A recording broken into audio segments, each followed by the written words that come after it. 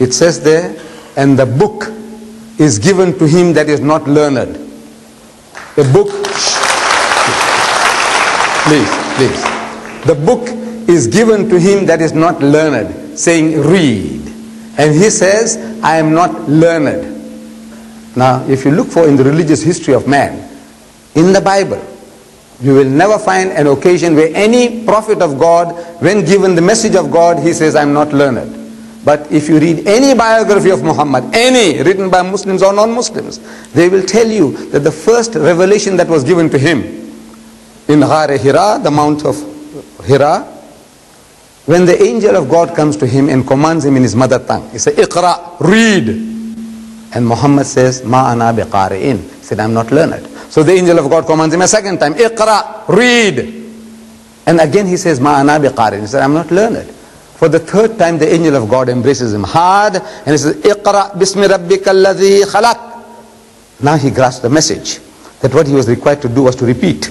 Because this Arabic word Iqra means to read, to recite, to rehearse, to repeat. And he repeats the words as they were given to him. Iqra bismi rabbika alladhi khalaq. Read in the name of the Lord and Cherisher who created.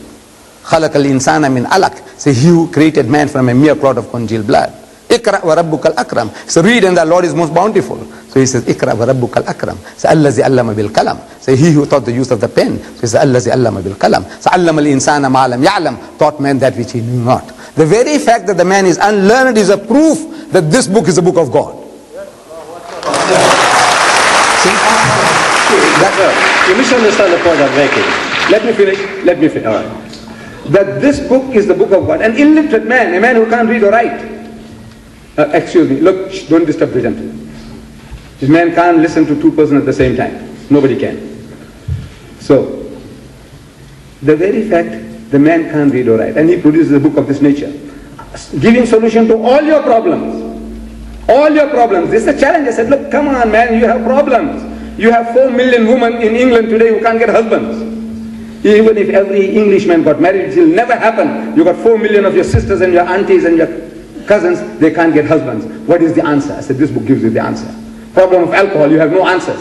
2,000 years you are fumbling. This book gives you the answer. I could answer that by saying, what about the kidnapping in Lebanon, which was done by Muslims? What about the Iraqi-Iran war, which is done by Muslims? What about all the other things? No, listen, you misunderstand the point I'm making. I'm making the point that I'm not trying to denigrate Mohammed. I wouldn't do that in an audience like this. Brother, Mohammed, I will listen to you, but why not let me finish it? Let me finish. Look, you are the principal. Yes. You are the principal of a school, and you know. So look, you asked the question. Let me finish. We'll give you a chance again. Please. The second charge, that he spread his religion by bloodshed. You see, you know your great man, your great men. Thomas Carlyle, you heard about him? One of the greatest thinkers of the past century. In 1840, in England, he delivered a series of talks on heroes and hero worship. And you know whom he chose as his hero prophet? Muhammad. You know that, sir? Muhammad.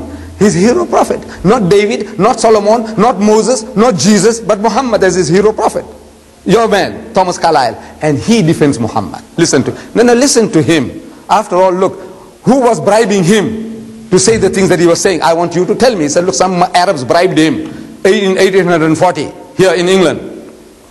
When the Arab world, the Muslim world was down in the gutter, the whole lot of it. This Englishman, or Britisher, Thomas Carlyle, he says about this accusation of yours, sir, the sword. He said, the sword indeed.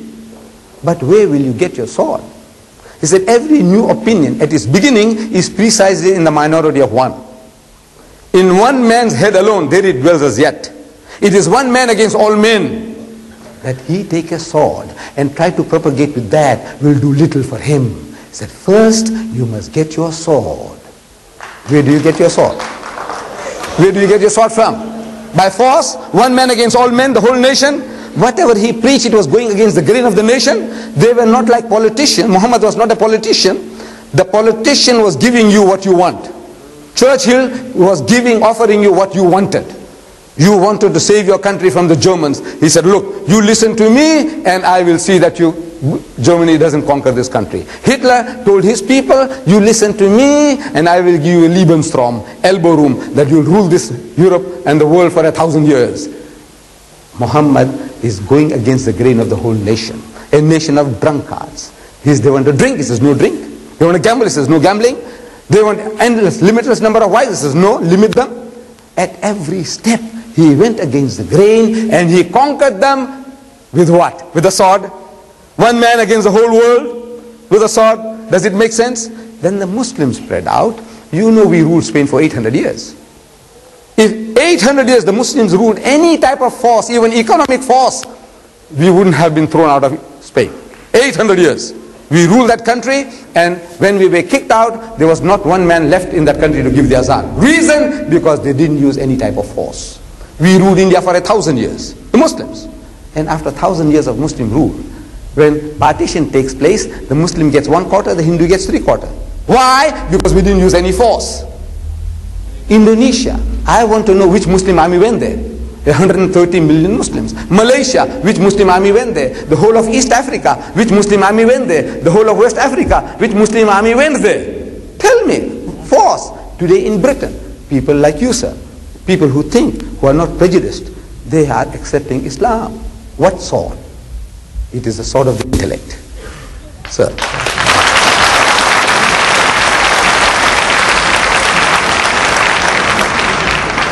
One little rule, I think the chairman forgot to lay down, and that was each person would be allowed one question at a time. That doesn't debar you. So one question at a time. Then what the person does, he goes to the back of the queue and takes a turn again. Can I just say that thank you very much for listening, and Jesus is Lord. Amen.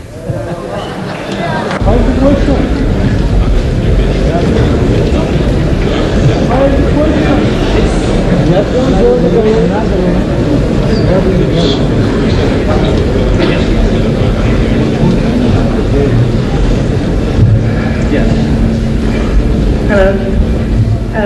Well, I'm a school teacher and I'm a fundamental Christian, and I've been involved in many denominations. I only see Christianity in terms of Jesus, not in terms of the different factions of churches within Christianity.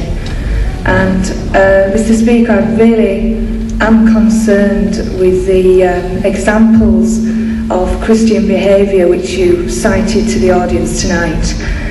Those examples being the mothers in Liverpool, those examples being the divorce rate in England, those examples being, you know, the kind of world that we live in. And I agree that England is a desperate place in need of redemption.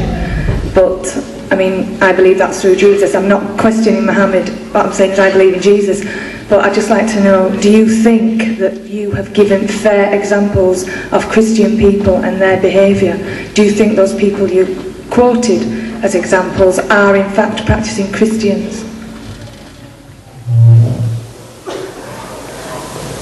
What I was doing was that, look, you have a problem, which you accept, that you have a problem. Well, no, Christians don't have a problem. People in England. The Christians in England and in America, and all over the world, you have certain problems. In South Africa, they have certain problems. No, Christians don't have problems. I think this is the problem. This is your problem. Your problem is that you are sort of looking at the culture, assuming because we have a nominal Christian head, that is the Queen, who is the head of the Church of England. I mean, I don't know whether the Queen is a committed Christian. I don't know whether Margaret Thatcher is a committed Christian. I'm very concerned that they become committed Christians, because only then are they able to lead the country. I think the problem is when you assume that the people you quote as examples, divorces and all this kind of thing, then you are on very dangerous water, because you're actually condemning people who are not Christians at all. Do you understand what I mean? So now you have an answer. You see, if you are a Christian, which you claim you are, the Queen of England is not, Mrs. Margaret Thatcher probably is not, you are, you see, you are born again. No, you are born again. So you believe that you are a Christian, but the rest of this country who fill the census forms, when they are asked what religion, they don't say Jew, they don't say Buddhist, they don't say Muslim, they put down Christian. Yes, this is right. So you know that, you're a clever man. Let the speaker answer his question. So what you do is, they fill the census form as Christians. The Muslims, when they fill up the forms, they also fill as Muslims. That doesn't mean that they're good Muslims. But if a Muslim does something evil, I can't say he's not a Muslim. You see, it's a very easy way out for the Christians. He's not a Christian. I say, well, look, your brother did such and he committed murder. He raped somebody. Sutcliffe was a Muslim, for example. I feel ashamed. I say, well, he was a very bad Muslim. I can't say he's not a Muslim.